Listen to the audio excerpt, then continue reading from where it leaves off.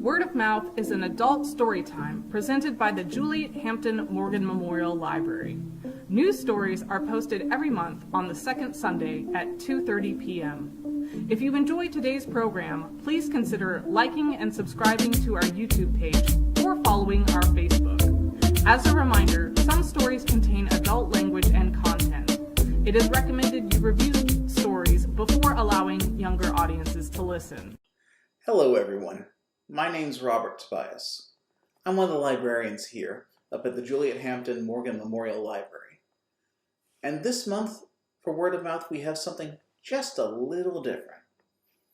In honor of National Write a Novel in a Month, as well as our upcoming Scribbler Society, a writers group that will be starting up on December 8th at 4:30 in the Montgomery Room, which you'll be able to register for shortly, and if you can't register online, please come to us in person. We'd be glad to help get set up. In honor of all this, instead of reading from a book that is already published, Will Byrne and myself, first, will be reading something that we have written that's yet to be published. Excerpts from longer works, if you will. And so, with that said, our first story today is called Santa Flushed. It's part of a short story collection I am working on called Welcome to Stardust Pines. Again, this is just a brief reminder that these are adult stories meant for adults, so some content and language may not be appropriate for children today. Please review this entire video before you show it to your children. Beginning now. This is an official statement to the Sheriff's Office, spoken by Douglas Ricks, in the presence of Sheriff Rudolph Bulkey, in regards to a bar fight that happened last night, December 23rd, 2021, as well as a request to release one of those involved. So I was tending bar one evening at my establishment, the Moonwater Brewery, when Mr. Eastman came in. It seemed weird to me to see him on a Thursday. Normally he's a end of the week grab one Philly drink to celebrate with the boys and go home kind of guy. No drunk driving, no second drink. Sometimes some food if the wife's cooking something he's not particularly fond of. Nothing too special or problematic, at least in terms of alcohol. He's a special kind of jerk. The kind that only retailer Oz can produce. Heartless, brainless, and spineless. Man is as dull as a bowling ball and about as round. Mouths off to everyone he can, and whimpers for everyone he can't. Comes to my place around 6 p.m., slams a 20 on the bar, and asks, "How drunk can this get me?" Now, honestly, not very. But far be it from me to turn down a man willing to try. At least usually. However, I catch a bit of a glint of trouble in his eye. "What's with the look, Zach?" I ask. "The curse hit us hard this year," he says into the wood of the bar. Now, a lot of folks in town say the position of Santa Claus in Stardust Pines is cursed. No, I'm not usually one to believe in such things, but now I'm not so sure. Anyway, I realize he's not going to tell me much sober, so I get a bottle of the, well, let's call it house special from the back for perking up margaritas left over from Cinco de Mayo, and I'm in the mood for a story, which means I'm also in the mood for a bit of a flash sale, if you catch my drift. If for no other reasons, I want to see him hopefully a crying mess on my floor. Boy, was I wrong. "I'll get you something nice to start with," I said, as I mix a "that's not quite tequila sunrise double." I tell you what, I've never seen a man go from sober to, hey, Rudy, am I allowed to swear on the public record? No? That's gonna make some of this hard. Let's say sober to smash faster than that outside the movies. While mixing the third, I realized I might have overestimated his liver a little. He was loose and pliable by this point, willing to share any information I'd be more than glad to listen to. So I asked him, "So, if you don't mind my asking, what happened?" Zach slumped back in his chair and said, "I think I got the real one in the clink." "Pardon?" "Santa Claus. I got the real guy arrested. I've ruined Christmas, he shouts back to life. Calm down, just start from the beginning, I asked. So, yearly Christmas, celebrations are coming close, and I'm one jolly fat man in a stupid costume out because my usual sources are dry. The mayor can't slip me a drunk knee in community service hours. Nobody wants to work for a minimum wage job in the mall, which is another half of my problems anyway. And the agencies simply do not serve this town because of our track record. I try to wear the suit myself a day or two, but I'm having to switch back every 5 minutes to get my employees to actually do their jobs. I go around to every church, look under every bridge, look under every rock if I have to, looking for someone to work cheap. I try to frame it as charity work, so everyone, no one really buys it, so they all catch on and nobody does it. I forced on one of the schlubs at my register, but I should probably have more than them in the first place. What do you mean catch on, I asked. What part of curse don't you get? He yelled, grabbing the drink from my hand. Last year, Santa gets taken away on the night of the year I need him most because he spent the rest of the days dodging the IRS for taxes and they finally found him. Year before that, he gets sent back to the drunk tank after peeing on a cop car. Guy before that fell off a prop chimney and sued me for workman's comp. Then it was mail fraud, got sick, suit burned in the house fire, got sick from the fake snow, and I got sued again because apparently you're not supposed to use asbestos for that. Live reindeer accident before that. A kid pulled the beard and started a riot before that. And don't get me started on the HR nightmare that was one before that one was. Okay, I got it. Jolly old St. Nick makes your year a little less jolly at the end. So what happened this year? I kind of leaned in as he seemed to drain the whole glass without even breathing. That's honestly what I'd like to know. Guy shows up 2 days before Black Friday. Says he can do the job through 4 on Christmas Eve even. I tell him he has to work Thursday, Thanksgiving holiday. Says it's fine. I tell him the pay rate, he says it doesn't do it for the money. I'm recovering from the shock from hearing that being said, and I explained to him there's no drink in the job or anything, and apparently the strong stuff the guy touches is his nightly eggnog, which I didn't even know has booze in it. He says he makes his own. I explain I'm not needing a still hand for my workplace, and no offense there. Honestly, when he chimed in with that little bit, some offense was taken. Guy says he doesn't run a still, and around here with all the tourists, I'm thinking I somehow hit the jackpot. Don't recognize the guy, but I set him up for the next day. Guy is bright-eyed and bushy-tailed early in the morning and brought his own suit. And it's high-quality, good stuff. Like, it's not the stuff I got in the back. I whip the yellows into shape, and he does a fine job with them. I check back later, and the guy's using sign language with some of the kids.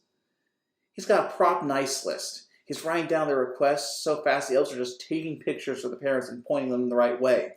It's all going great. And I ask, and that's where I start getting worried.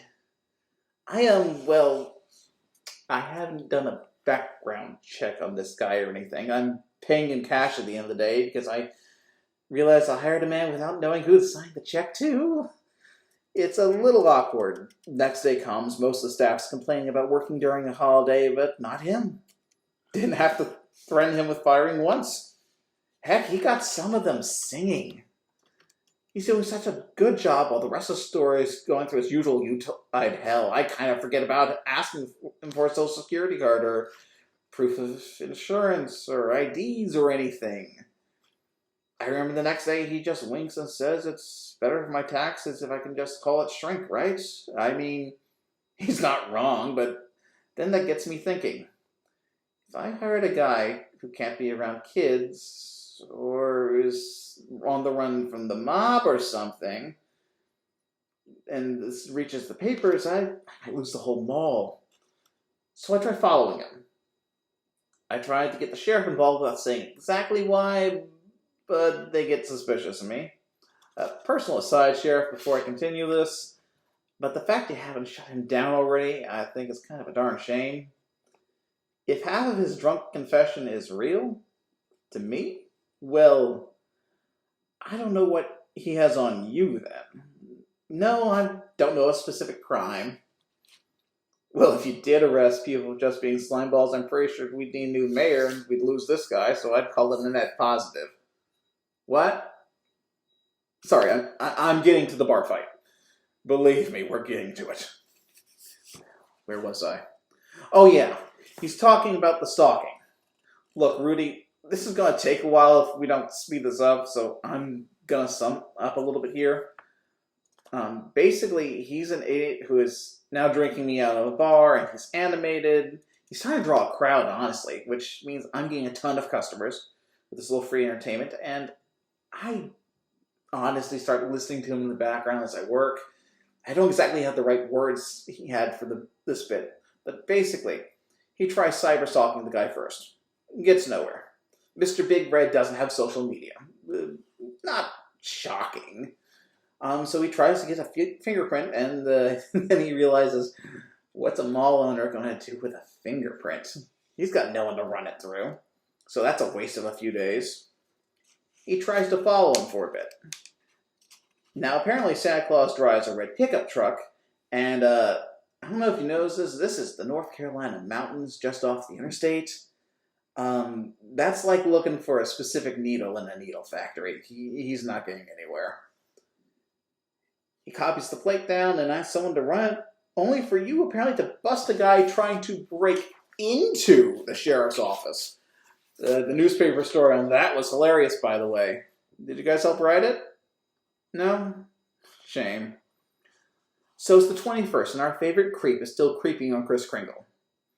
I'm down nearly 2 jars of the good stuff, and he's flailing as he's talking. My quiet Thursday has become a town meeting. And it feels like it, too.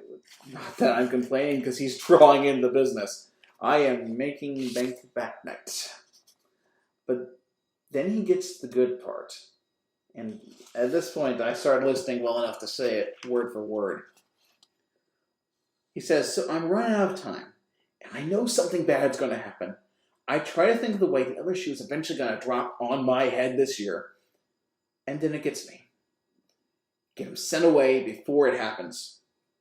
I look into his truck and see a couple game consoles in his cabin. And fudge the numbers a little to look like we've a couple short all of a sudden. Shrink and all that. And call the cops. I claim it has to be an employee and they start puking the cars too. All of a sudden, Santa Claus gets booked and I'm starting to feel better. At first. Then I remember I have to do it. And that's where things start to get bad. I get off duty, walk to my car, and when I see a lady with 2 kids there, I'm starting to worry a little. She's old, and one of the kids has what I thought was a fake beard. She's got a rolling pin. The kids each have a baseball bat. I'm no fool. I start running. They somehow cut me off. She starts screeching about what I've done and how it's wrong and how I was always bad as a kid, and that's where it starts to get weird, because she clearly knows what I was like as a kid from what she's saying. I try to shake that from my mind, and I start running again. Now she's ahead of me again, with reindeer.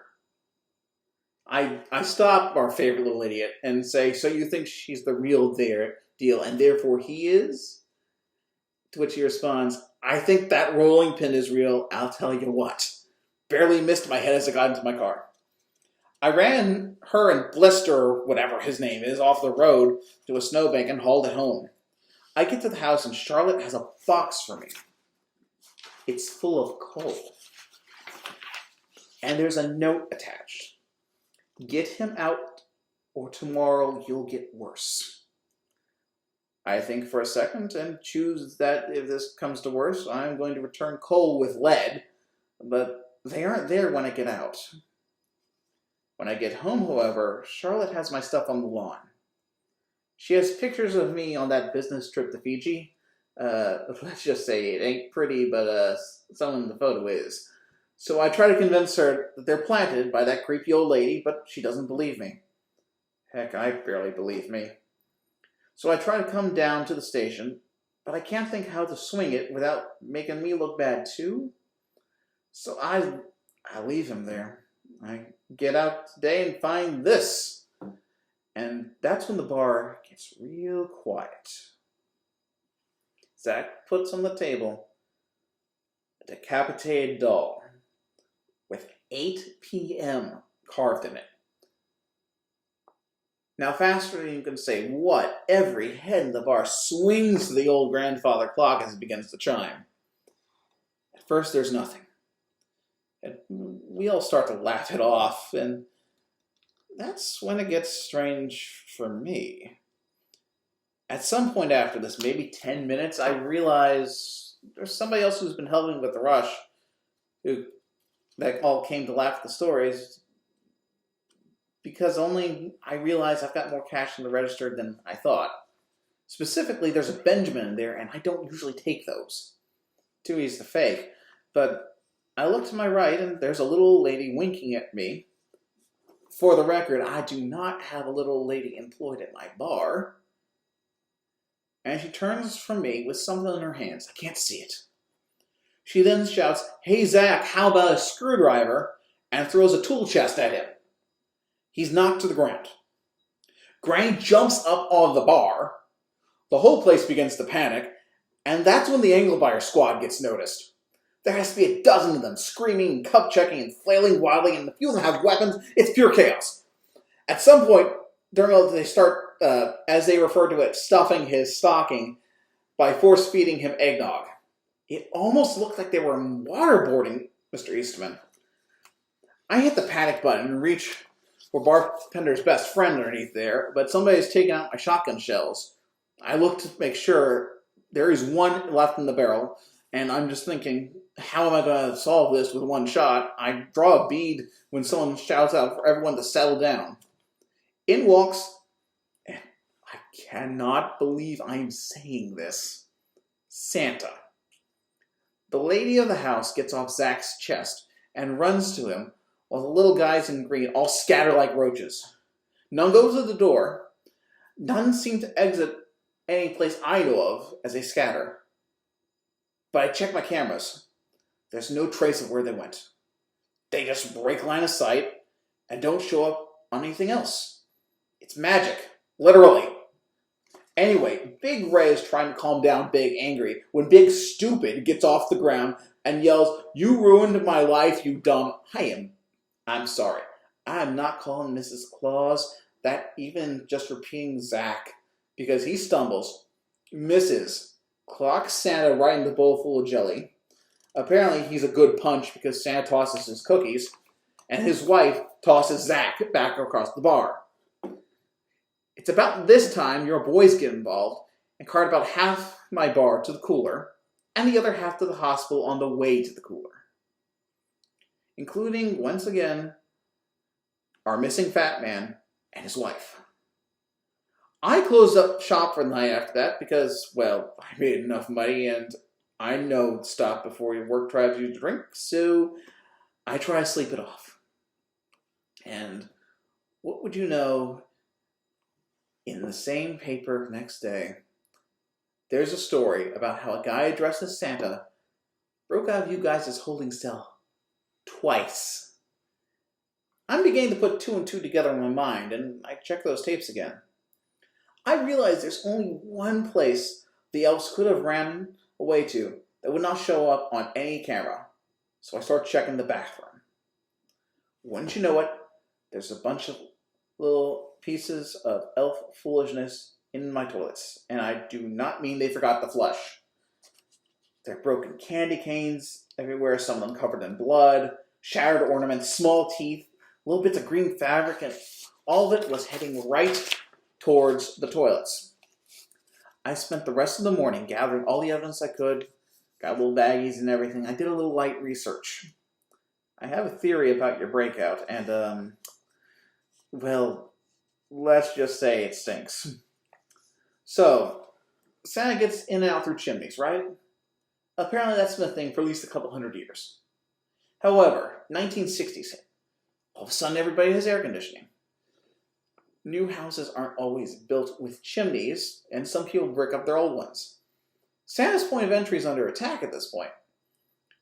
How does it work around this? Well, what is a chimney? It's a way to get rid of waste from a house Designed, by the way, so that no fat or skinny man, for that matter, could get down it in the first place, so they could rob the place. Most have some sort of slant to prevent a robber skimming down, or a metal grate or something. To fit down in the first place, Santa has to get around these impossibly tight spaces. And I think you know where I am going. In many ways, it makes sense. You're not going to find a house in the modern day without a toilet in most of the world. At least not without some other security flaw to split from older construction. There are even ones in the cells you held them in, probably. In many ways, it's a modern chimney, too. Only slight difference is that instead of oozing through some floor vent for central air or something, he's oozing through the thing that takes ooze. Majority even are connected through the sewer system. I haven't figured out how he might get around a septic tank, but if there's ever a man who could figure it out, it's probably the guy who figured out the impossible chimney trick. Now, I know all this sounds crazy. But yes, I am saying that you, A, arrested the real Santa Claus twice.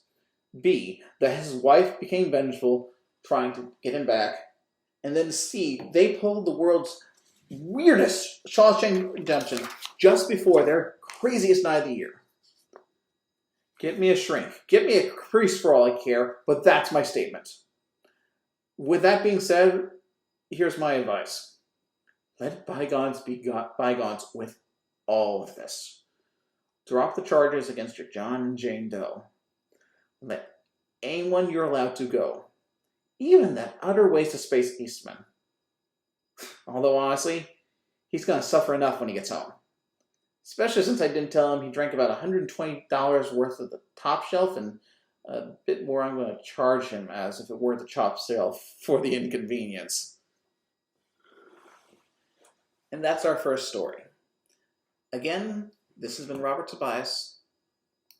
And now for something completely different. Hello, my name is Will Byrne. I'm a reference librarian with the Juliette Hampton Morgan Memorial Library. And today, for word of mouth, I'm going to be reading one of my short stories, which is not published yet, but will segue into what we're hoping to do here at the Morgan Library, which is start a Scribbler society, mainly for people who like to write. So, this is what I write. It's a horror novella. I hope you enjoy it. It's called The Deer Stalker. The rays of the setting sun could be marked through the narrow windows and barred embrasures of those fortunate to have them, but the dark stone of the prison seemed alive with its own radiance. As light exudes an aura, so too does darkness, most especially that which constrains, or so the official thought as he passed the closed cell bank. Beneath the stark bulb shining the way, every foot gained was marked by a muffled cacophony of laughter, shouts, and indecipherable mutterings matched by fetid miasma. Here truly the damned were kept, and come dawn another of their number would face their final reckoning. The rosary beads in his hand reminding him of the prisoner's unusual request and his own duty, the priest queried the officer, "How is he tonight?" "Don't know what you mean, father. Not with him. Lots of men I've seen over the years come to the last day.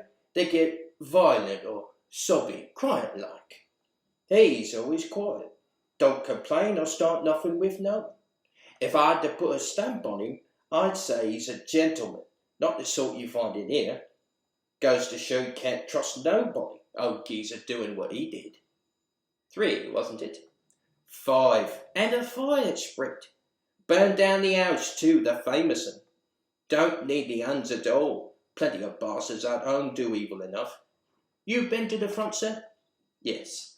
Things any better? The silent response, more telling than speech. The warden interpreted and kept the peace until the pair halted before the last cell but one. Finding a key off his ring, the guard turned back. "Here we are, prisoner James Morris, confessed to murder and arson. Though he's no trouble, I reckon I'll stay inside in case he tries something.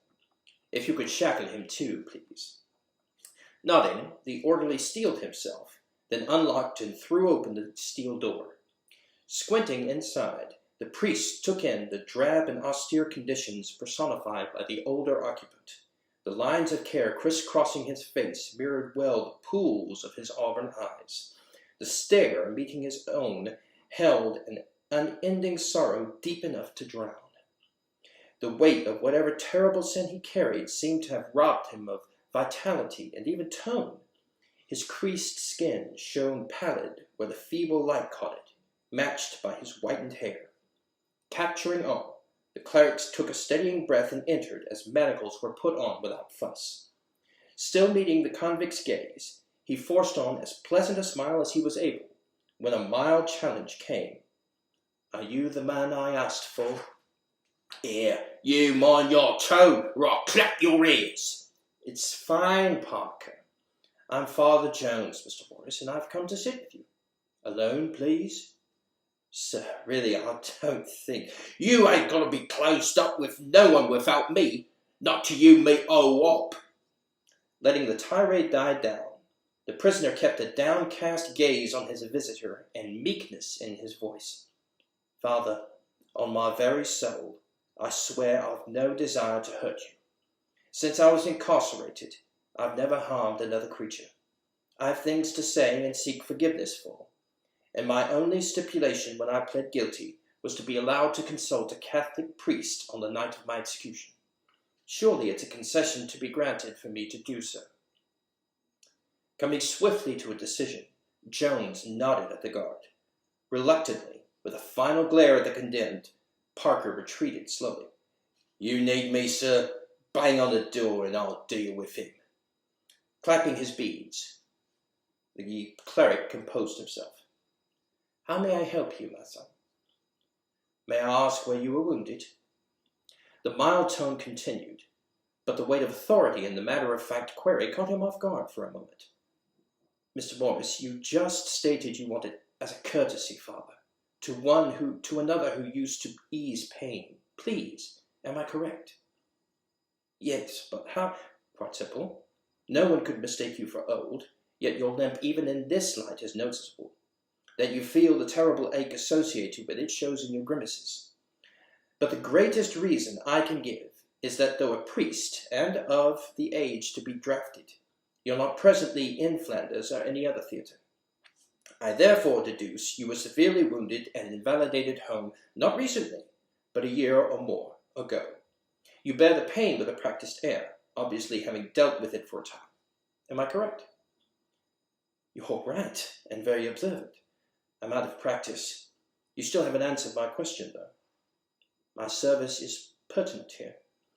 It gives me assurance to trust you. You have doubts." "Father, I'm not now, nor ever was, Catholic. Indeed, after what happened, I'm not even certain I believe in any sort of God, much less a loving and benevolent one. Yet on the morrow I go to my grave weighed down with burden, and I must tell someone, or know I'm irrevocably and irredeemably lost. In my studies I learned of the rite of absolution, and that such secrets as are passed between penitent and priest cannot be shared. I've no direct experience of it, so the reassurance I seek is from soldier to soldier. Will you give your trust in this, and swear to keep mine?" The elder's earnest eyes were radiating with this plea, and despite himself, Jones grew convinced. "At the Ain River in 1914, I took 2 bullets carrying wounded down from a forested rise. Woke up in hospital, lucky to be alive, but brought back to convalesce. Took me a year to walk again. So you were right, but if you're asking for a soldier's bond, you need to reciprocate, because the little I know about James Morris doesn't mention at all a military record." The old man gave a sad smile and patted his leg. 1872, Maywand, in Afghanistan, trying to save wounded while the Pashtu overran our lines. Damn near bled out, and would have been cruelly slain but for the stand of the artillery and engineers. Developed fever as well, and so returned to England a little down on my luck, which led to my life's great adventure and terrible crime. Can I be forgiven for it? If not by God, then by an Englishman. If you're earnest, then the Almighty will forgive you, and in my office I'm prepared to offer pardon for your soul. This nation, however, is waging the most terrible war in the history of man across the English Channel, and with so many of its children dead, I fear your murders, though awful, simply can't compare in scale. So as your countryman, I must say the cold-blooded killing of 5 people, including a child, I believe, doesn't induce me to be accommodating. I'd agree with you wholeheartedly, were you correct. Yet I swear here and now before you and whatever deity exists, only one person in that house died by my hand. But for the secret I unknowingly perpetrated on the Empire, the young men now dead or dying in the trenches might well rise in their multitudes and condemn me. It's why I confess to begin with, and I can't say anymore whether doing so was right or just perpetuates evil. Here's what I do know. Tonight, I'll let a moral man decide. Are we in confidence, Father? Can we begin? If you're completely honest and contrite, my son, God forgives all. Soldier to soldier, I swear nothing you say will be repeated. Start with who you are. Head down and shoulders bent, the convict assumed a penitent position, keeping his mild tone despite the unburdening. My name is John Hamish Watson, formerly of the 5th Northumberland Fusiliers, late Doctor of Medicine, and friend and biographer of the consulting detective Sherlock Holmes, and I know the identity of the most notorious criminal in English history. I learned this secret only a year ago, but had I been aware earlier, I say with no shame, I would have dealt with him in a similar way. Yet the monstrous deeds performed, I must bear responsibility as well, as I unknowingly covered the traces and provided an alibi to an uncaught villain.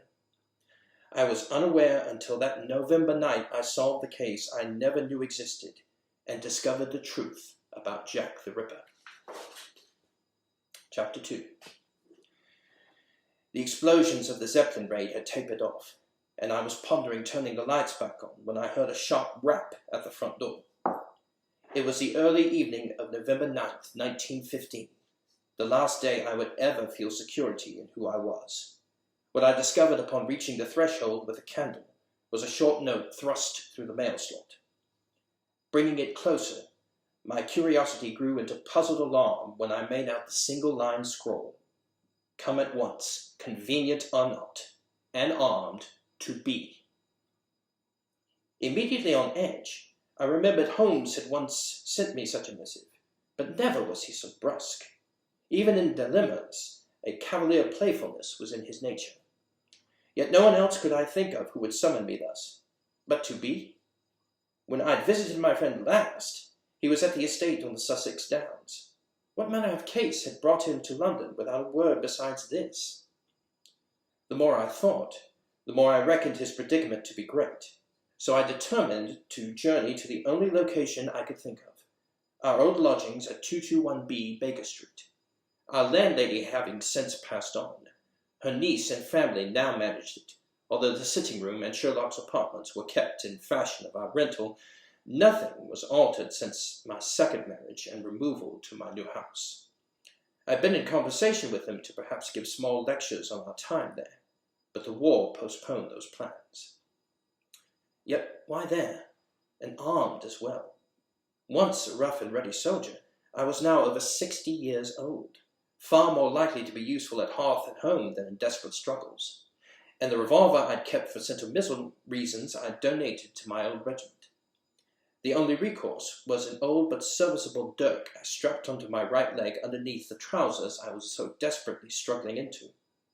Madeline was snuggled deeper into bed. At our age, she was of the steadfast opinion that the flight path of an aerial bomb dropped by godless heathens couldn't be altered in any way by our panicking. And should these be our last moments alive, what better way to prepare for death than sound sleep? I hadn't had enough brandy yet for this, a fact of which I cursed then and still today, as I struggled and bundled against the chill and went on my way. The smell of burning, I faintly recall, and still cordite from the few guns we'd begun to emplace to try and knock down their balloon bombers. The smoky haze was mixed with the fog as I tried to negotiate my journey. The sole torch we owned was the only light I possessed, as the street lights were extinguished, but even that I tried to use sparingly. I knew my general way, but my progress was impeded by trying to invade the police attempting to keep the populace off the streets. I needed to avoid the crowds out to look at the damage, but also try not to appear as if I was doing so. I was thus forced to take some time-consuming switchbacks. Through the darkness, fog, and fires, I heard the awful screams of those in pain, and it seemed I'd passed into a land beyond reality of loneliness and stark terror. Such thoughts couldn't help but remind me of my Mary, now long gone, and I tried to push these reveries aside as I grew closer, yet they wouldn't go away. Something began to grow on me, a heaviness I'd not experienced for ages, and the oddest feeling arose of someone dogging me. Yet though I glanced around and shined the lamp as often as I dared, nothing of flesh did I see. The unquiet I felt caused me more than once to loosen the dagger on my leg. I tried to shrug the uneasiness off, yet this unreasoning sensation went beyond anything I'd ever felt. What in hell has Sherlock got me into? Escaped my lips more than once, and was repeated as I stood on the walk before my destination and looked upon my former abode. Have you ever, Father, seen something, a building, an object, which appears quite normal, but the feeling of wrongness it exudes is palpable? Before that place, I swear I could have touched the pervasive sensation it radiated. Its awful weight fell on me, and I realized it immediately, as we were lifelong acquaintances. Death rose from Baker Street like a cloud. This effect, and the slightly adored jar, nearly sent me in search of the nearest constable. My concern for my friend was the only reason I disregarded it and ventured in. Cursing under my breath at every telling creak of my footfalls on the stairs, up I went to the second-floor shrine, having turned off the torch in fear of it blatantly announcing my presence. In truth, I noticed in the ascent the smell of burning coal, and reckoned someone was using the fireplace in the sitting room. This was confirmed when I reached the landing, noting the glare as I halted in the corner of the threshold. At that moment, the pressing weight of wrongness began to overpower me. Some instinct was urging me to get out, to quit this changed domicile altogether. I confess my feet were turning around when a familiar aroma arose to stop me. The awful, oft-remembered scent of the shag weed, which only one I knew of smoked, and most of my fears blew away. For him, I stepped into the doorway and called. The sound was somewhat muffled by the thick atmosphere, but presently the considered tones of England's protector purred in reply. Doctor, a pleasant evening. Do come in. Chapter 3. 2 or perhaps 3 steps at most were all I took before nearly sprawling on the floor. Holmes, there's a dead man on the floor! Isn't it interesting how so many of our conversations begin with a similar occurrence? I would have thought you'd be used to it by now. Ho-hum, I'm off to see Sherlock, so is the corpse. Indeed, there is a departed, and there's you. What do you make of it? Please stop being flippant and tell me what's going... No, you tell me. You know my methods, and you've observation powers enough, so use the vacant space between your ears for once. If you like, think of it as a commission, your first case as a detective. I'll even pay you. Go ahead, John. Tell me who and what he is, how he died, and who killed him. A limit of 10 minutes, though. I'm not in the mood for games. Do it! Damn you! The thunderous command echoed in my startled consciousness and continued to sting long after I bent my head to the task. I performed every trick I learned from him, all the while keeping a running commentary. It's an elderly man, judging by the liver spots on the hands. He's obviously well off, as the suit is bespoke and tailored to contain his corpulence. Rigor's not completely set in, making him killed recently. The cause of death's a large caliber gunshot to the head, nearly taking it off completely. What remains shows the exact placement of the round, meaning an expert marksman. But from the angle of the body, he wasn't shot from the window, and there's no broken glass. You're being too clinical. We're at the scene, not the mortuary. Tell me about the man. Taking his admonition to heart, I turned out every pocket and made a small pile of my findings. There wasn't much. a pocketbook containing nothing but pound notes, a set of keys on a chain, and a set of gold cufflinks I passed by. The final 2 items, however, drew my curiosity and necessitated the use of my half-forgotten torch. The first was a calling card, plain white. The engraving on the face brought back my mounting alarm, marked with a single word, Diogenes, in bold. On the reverse, the embossed line took my breath away. The bearer of this must be given every courtesy. Asquith. You may well start, Father, as I did, finding this token assurance from the Prime Minister, and I can't tell you how haunted my thoughts then ran. A part of me seemed to flee from reality, and there was a sense of dispassion as I inspected the last belonging of the deceased, a solid gold timepiece, a presentation hunter obviously cared for. Opening it made me think idly of Pandora, but all such speculation withered at the reading of the inscription. To M. Holmes, on behalf of a grateful nation, Edward Rex. I'm not sure to this day the full import registered at first. I was off the floor like a shot, having dropped everything and staring at the occupied chair. For a moment I couldn't give my voice a shock, but finally managed, "It's your brother Mycroft!" "You're not finished, old boy. You still haven't caught the murderer. Don't you want to claim your reward?" Staring at him, silhouetted in the flickering light, a new topic dawned in my distracted mind. Mrs. Hudson's niece, Cora Ellsworth, and her family live here. Where are they? Preoccupied elsewhere. We'll get to them later. You're missing something, aren't you? Look at the scene and try to be me. You still have about 2 minutes. Is your mind shutting down from the revelations? You must look at evidence dispassionately to reach the verdict right and true. A proper hint, then, the giving of which will factor into your remuneration. Where did the bullet go? Between sleepwalking and numbness, I picked up my lamp once more and truly looked at the corpse a final time. From its position, I shone the beam on the opposing wall.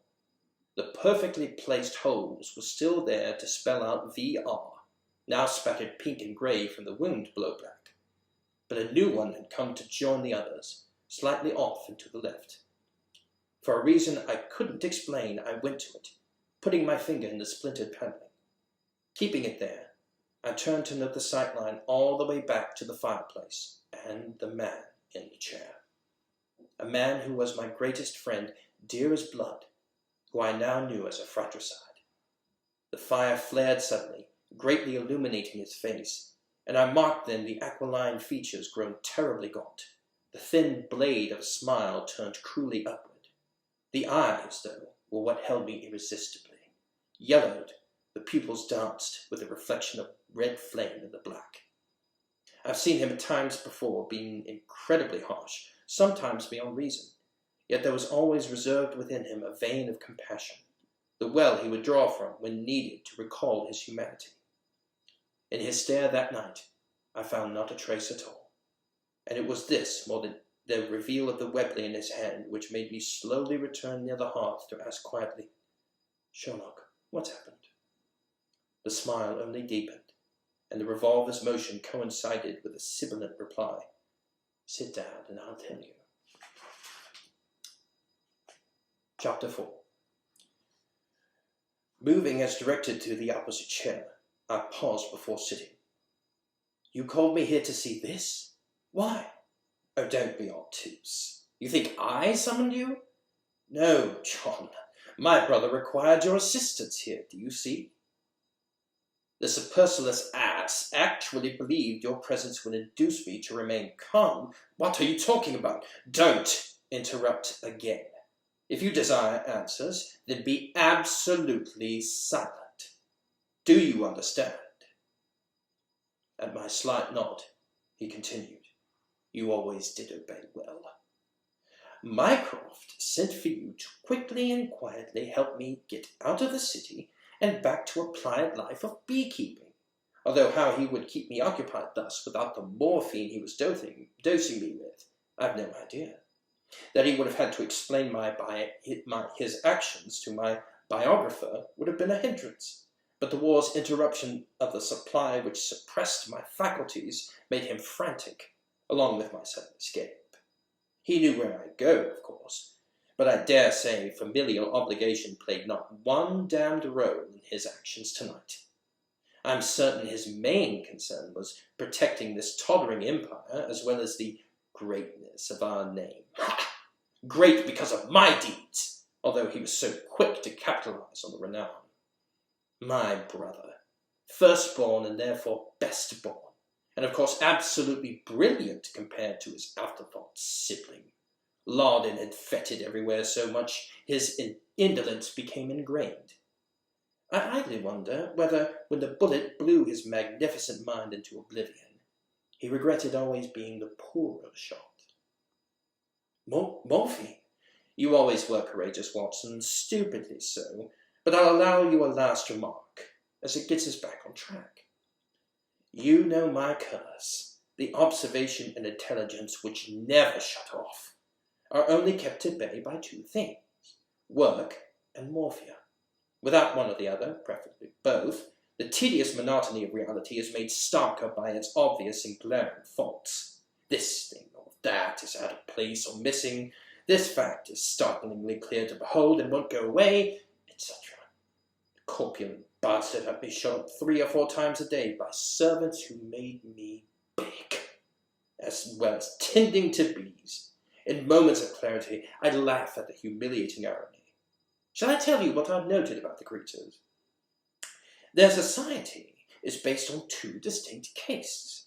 At top, you've got the noble queen, whose sole purpose is procreation and symbolism. Everything below are only drones, the faceless undesirables meant to mindlessly forage and support the monarchy, breeding and dying unremarked to perpetuate the cycle until new female murders the old, on and on until the world ends. Bees and man, so similar it's frightening. But is there one among the servants which notes the repetitive insanity, and is faced with the diabolical choice of joining in or railing against it? I give you leave, so ask your question. How can you have turned socialist? Your pardon, for it does sound thus. In truth, however, socialist, monarchist, or anarchist, they're old fools tarred with the same brush. I am me, and care not a whit for any government or man. I'd gleefully slit the throats of all given the opportunity. But none of it brings us to the here and now, so my question to put to the literary expert in the room is one of judgment. Am I hero or villain? Think before you answer. I think you're my friend, a champion of times I still recall fondly, who slipped and needs assistance. What would make me say otherwise? If you knew the truth about your champion, tell me then. The leering head leaned back, cocking itself in a gloat, and after a heartbeat's pause recited the stanzas seared into my memory forever. Up and down old London town, policemen couldn't find me, 'cause I'm a chap never did drown in drink or drugs or sea. I'll give clues only just now how I came to be a killer, but you should know, as time has shown, that I'm society's bloody pillar. I've looked a butcher, I've played a yid, and portrayed a foreign skipper, but I'm your own light-hearted fiend, yours truly, Jack the Ripper. Well, thank you for listening to us. This is, again, not a published short story, but a short story of my own composition. It is available for perusal for any who wish to join our Scribbler Society here at the Juliette Hampton Morgan Memorial Library. Registration and the first meeting starts on December the 8th, 2023. So thank you for joining, and we look forward to seeing you then.